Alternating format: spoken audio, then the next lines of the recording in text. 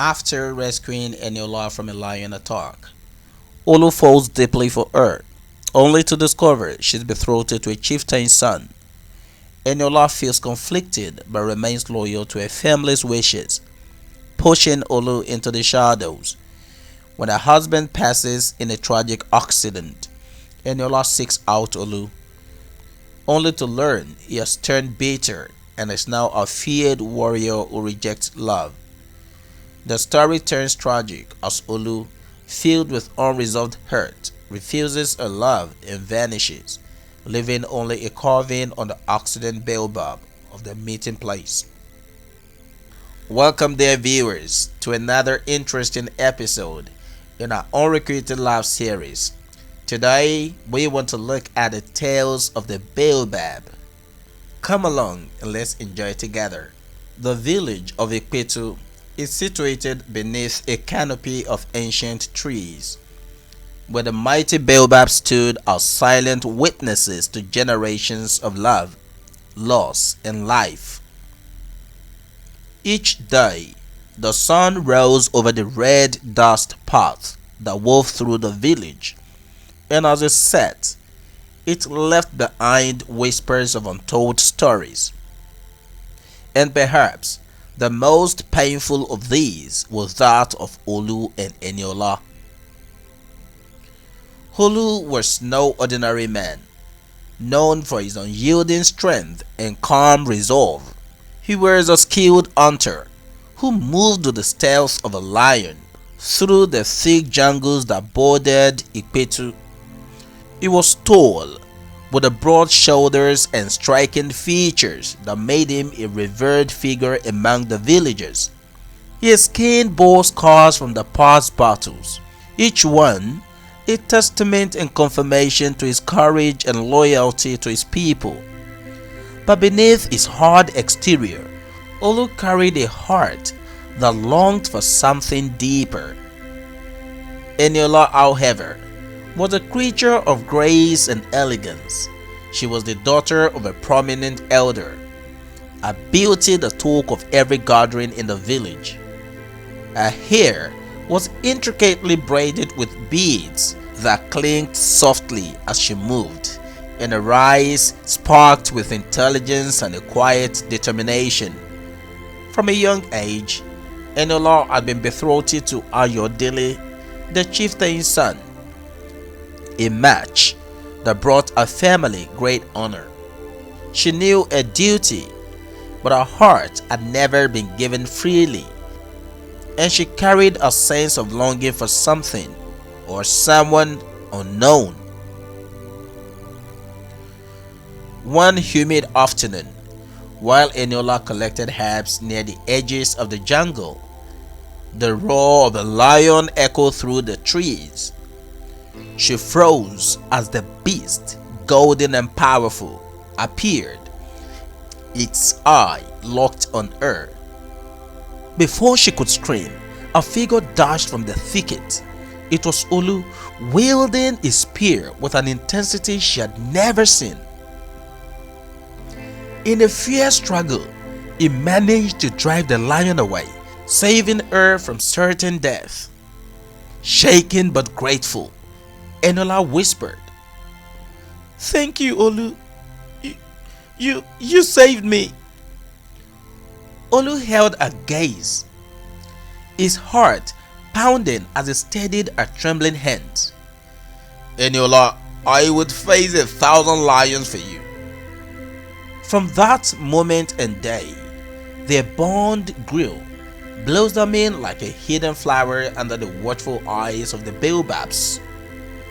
They met secretly, their laughter and whispers filling the silence of the forest, sharing dreams and stories under the stars. Olu spoke of his love for poetry, how he would carve poems into the bark of the BAOBAB tree near the meeting place. And for a time, they dared to reimagine a life together, though neither spoke of the impossible reality that hung between them.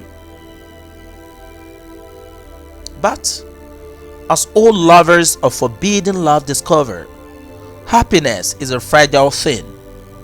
Eniola's father, Chief Balogun, soon discovered their bond, reminding her of her duty to marry Ayodele, the chieftain's son. Heartbroken, Eniola obeyed, choosing her family's honor over her own desires. She looked into Olu's eyes for the last time, and with trembling hands, she whispered, "Olu, I will always carry you in my heart, but I must honor my family." Olu's face, usually unbreakable, cracked with pain. "Eniola, you are my heart.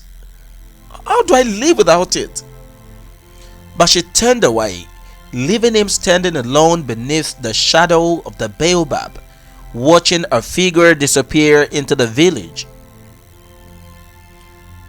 Time passed, but Olu did not return to the life he once knew.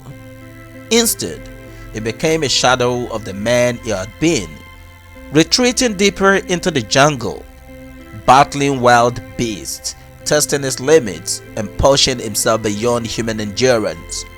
He became a legend in Ikpetu, a fierce warrior who feared nothing, but whose name was spoken in awe.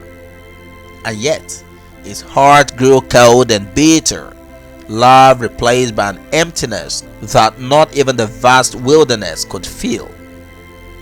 Eniola's life, meanwhile, continued as planned. She married Ayodele, a kind man who respected her, but her heart felt like a stranger in her own chest. She performed her duties as a wife and a daughter with grace, but those who knew her sensed a quiet sorrow behind her smiles. Her thoughts often drifted to the memories she shared with Olu, memories of laughter, secret glances, and whispered promises beneath the ancient baobab. But she buried those memories deep until they were only faint echoes in her mind. Years passed, and fate's hand moved once more.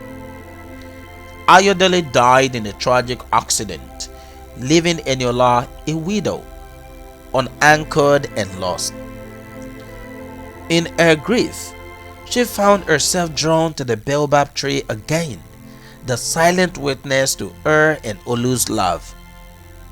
She wandered there one evening, her heart pounding with a faint hope that perhaps, just perhaps, Olu might return. And return he did. Now a feared warrior, hardened by years of solitude and grief, Olu stood before her.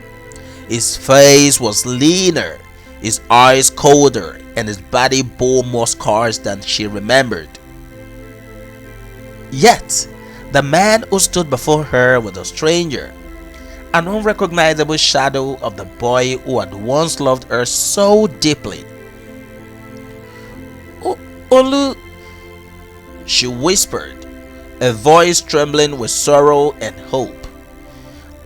"I have come back to you. I am free now. We can finally be together." But Olu's gaze held no warmth, only bitterness. "You chose to honor your family, Eniola, and in doing so, you killed whatever was left of my heart." Tears welled in her eyes, and she reached for him, her fingers brushing his arm. "Olu, please. I had no choice. My heart was always yours. Don't you feel it still?" He took a step back, his jaw clenched. "Feel? I felt everything for you once, Eniola. I felt love. I felt hope. But now, all I feel is emptiness." Her tears fell as she looked at him, her heart shattering with every word. She knew the pain she had caused him, the sacrifices he had made for her, but she had hoped. She had dared to believe he could forgive her. Olu, don't leave me, she whispered. Not again.